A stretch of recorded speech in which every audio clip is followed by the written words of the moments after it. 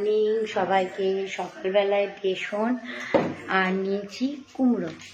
এই যে বেসন দিয়ে কুমড়ো দিয়ে পকোড়া হবে আর মুড়ি দিয়ে খাওয়া হবে আজকে ব্রেকফাস্টে। বাবা বলছিল বাইরে থেকে নিয়ে আসি, তাই বললাম না, বাইরে কিছু খেতে ইচ্ছে করছে না।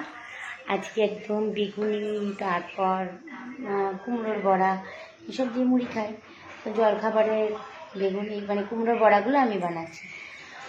আজকাল না আমি খুব হাঁপিয়ে যাচ্ছি কথা বলতে গেলে, একটু কথা বললে হাঁপ লেগে যাচ্ছে, কেন কি জানি।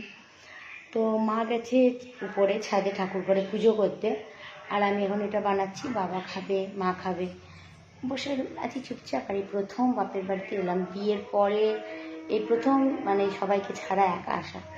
ঠিক বিয়ের আগের ফিলিংসটা আসছে, কিন্তু মাথার মধ্যে চিন্তা, মন খারাপটা থেকেই গেছে।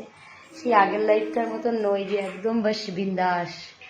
ভালো লাগছে, বাড়ি ভাই, নিজের বাড়ি হয় একটা আলাদাই আনন্দ। কিন্তু ছেলে মেয়ের জন্য খুব মন খারাপ করছে। আর বাস কালকে দিন, পরশু দিন চলে যাব, তারপর দিন আবার আমাদের যাওয়া।